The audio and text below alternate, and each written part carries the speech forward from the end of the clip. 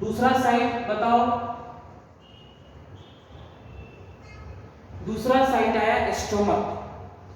General अगर बात करें तो स्टोमक में first important point, food is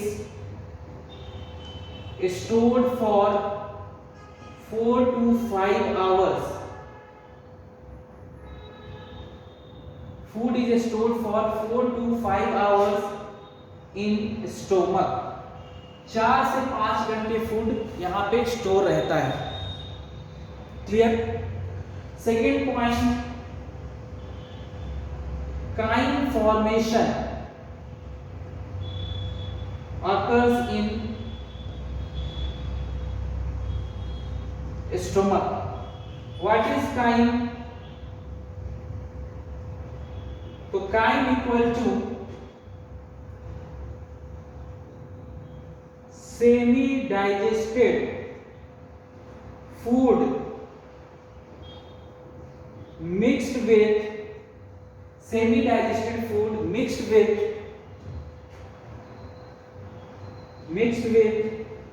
gastric juice by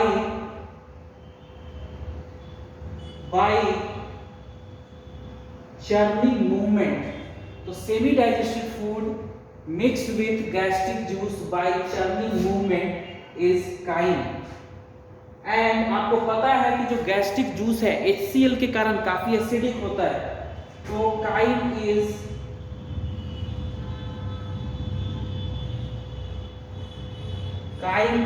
highly acidic.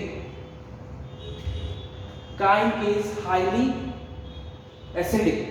Chyme कैसा होगा? हाईली एसिडिक होगा। Clear? Chyme is highly acidic, ये याद रखना है। यहां तक। अब फूड आके मिक्स तो हो गया, कार्बोहाइड्रेट। अब ये जनरल बातें मैंने आपको बताई, ये सारी चीजें स्टोमक में होती हैं, लेकिन कार्बोहाइड्रेट का डाइजेशन यहाँ पे नहीं हो पाता। क्यों? क्योंकि स्टोमक में जो इन्वायरमेंट है वो काफी एसिडिक है, हाईली एसिडिक है। इस कारण से जो एमाइलेजेस होते हैं वो एसिडिक पीएच पे काम नहीं कर पाते। इसके कारण यहाँ पे छोटा सा एमाइलेज, मतलब लेस अमाउंट में एमाइलेज सिक्रीट होता है, जिसको गैस्ट्रिक एमाइलेज बोलते हैं, लेकिन ड्यू टू एसिडिक इन्वायरमेंट यहाँ पे कार्बोहाइड्रेट का डाइजेशन नहीं होता। मतलब बहुत कुछ बुक्स में आपको मिल जाएगा कि गैस्ट्रिक एमाइलेज भी प्रोड्यूस होता है, gastric amylase by the peptic cell. Clear? लेकिन एसिडिक इन्वायरमेंट के कारण यहाँ पे किसी तरह का कार्बोहाइड्रेट का डाइजेशन नहीं होता। कहाँ? स्टोमक में। जल्दी से इसको आप नोट कर लीजिए या स्क्रीनशॉट लीजिए, पॉज करके नोट्स आप बना लेना, ठीक है ना?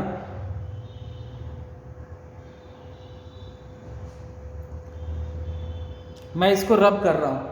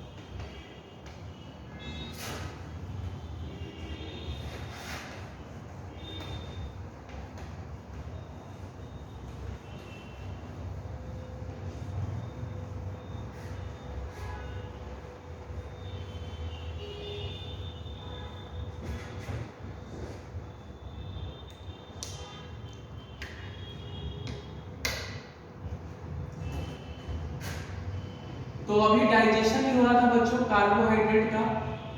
तो डाइजेशन ऑफ कार्बोहाइड्रेट स्टोमक में,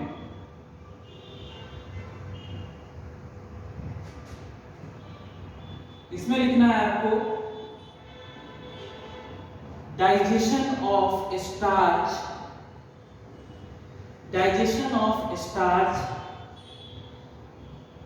do not occur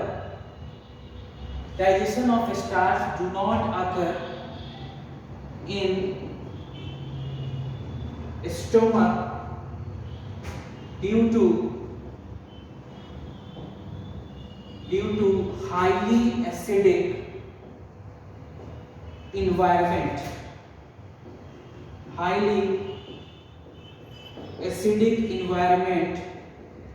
of stomach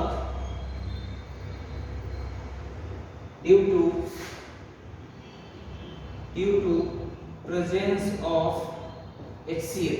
Digestion of starch do not occur in stomach due to highly acidic environment of stomach due to presence of HCl. And amylases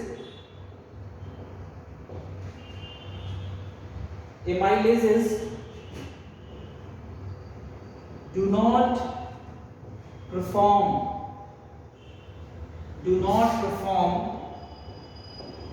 their action in highly acidic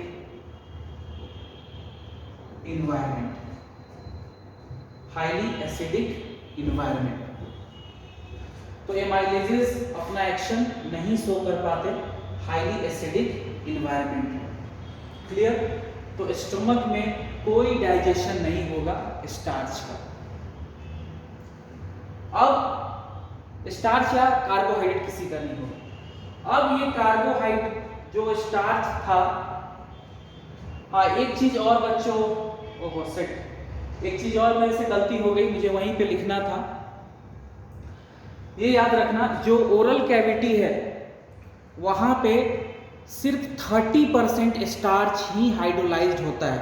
ये point आप oral cavity में add कर लेना, oral cavity में ही लिख लेना। जैसे आपने स्टार्च लिखा है ना, स्टार्च लिखा है, फिर टायलिन लिखा है आपने, यहाँ पे पीएच लिखा है आपने 6.8, और यहाँ पे माल्टोज लिखा है या आइसोमाल्टोज लिखा है, आइसोमाल्टोज लिखा है आपने, या अल्फा डेक्स्ट्रीन लिखा है। ये सारे डाइसेक्राइड हैं। तो यहीं पे लिख लेना 30% only, 30% starch is hydrolysed only oral cavity में। ये चीज लिखना है आपको ओरल कैविटी में ही, वहीं पे आप ऐड कर लो, ब्रैकेट में लिख लो 30%, only 30% starch is hydrolysed, 70% as it is आएगा। मतलब ओरल कैविटी में टाइलिन के एक्शन से सारे स्टार्च डाइसेक्राइड में नहीं कन्वर्ट हो पाते, ठीक है ना, कन्वर्ट नहीं हो पाते, 70% एज इट इज रह जाता है स्टार्च। क्लियर? ये याद रखना है, ये ओरल कैविटी में आप वहीं मेंशन कर लेना। यानी स्टोमक में अब क्या है, स्टोमक में डाइजेशन हुआ नहीं। अब तीसरा साइड कौन सा है बच्चों? Duodenum.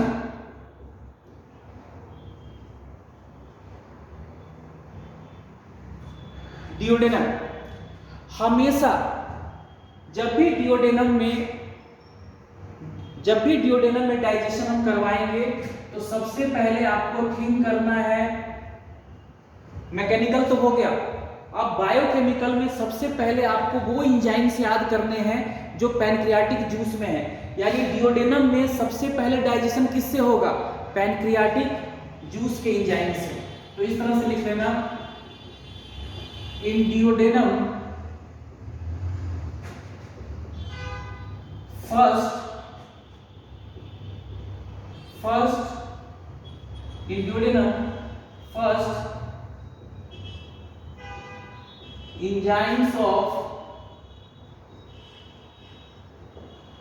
in duodenum first enzymes of pancreatic juice in duodenum first enzymes of pancreatic juice perform their action। हमेशा ओरल कैविटी में तो एक ही सिक्रीशन है, क्लियर, तो कोई प्रॉब्लम नहीं। स्टोमक में गैस्ट्रिक जूस एक ही सिक्रीशन है, यानी कोई प्रॉब्लम नहीं। डिओडेनम में 3 सिक्रीशन है। तो फैट के केस में सबसे पहले बाइल का एक्शन होगा। फैट के केस में सबसे पहले बाइल का एक्शन होगा, वो मैं बता दूंगा आपको। अदरवाइज डिओडेनम में सबसे पहले पैनक्रियाटिक जूस आता है। तो in duodenum first enzymes of pancreatic juice perform their action, then enzymes of intestinal juice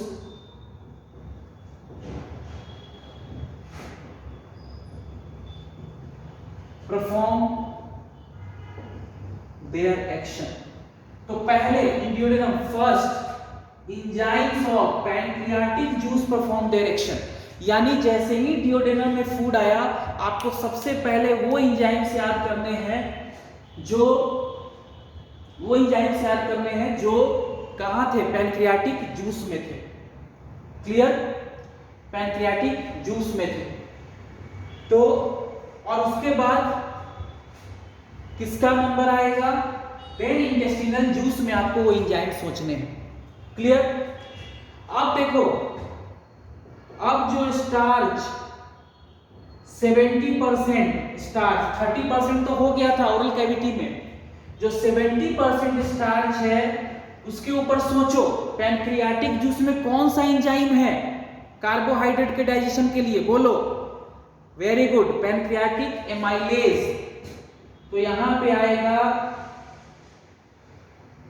pancreatic amylase, pancreatic amylase starch के ऊपर पैनक्रियाटिक एमाइलेज आएगा, और ये स्टार्च को कन्वर्ट कर देगा किसमें, माल्टोज, आइसोमाल्टोज, अल्फा डेक्सट्रीन। ये सारे क्या हैं, सारे डाइसेक्राइड्स हैं बच्चों। माल्टोज हो या आइसोमाल्टोज हो, अल्फा डेक्सट्रीन हो, ये स्टार्च इन फॉर्म में ब्रेक होता है, माल्टोज में प्लस आइसोमाल्टोज प्लस अल्फा डेक्सट्रीन इस फॉर्म में, या सिंपली माल्टोज भी आप याद रखो। एनसीईआरटी में सिर्फ माल्टोज लिखा हुआ है, समझ में आ गया?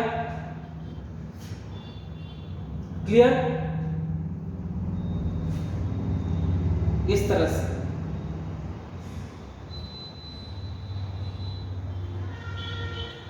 तो स्टार्च कन्वर्ट हो गए इस फॉर्म में। अब यहां पे कोई एंजाइम नहीं है, यहां पे पैनक्रियाटिक जूस में और कोई एंजाइम नहीं है,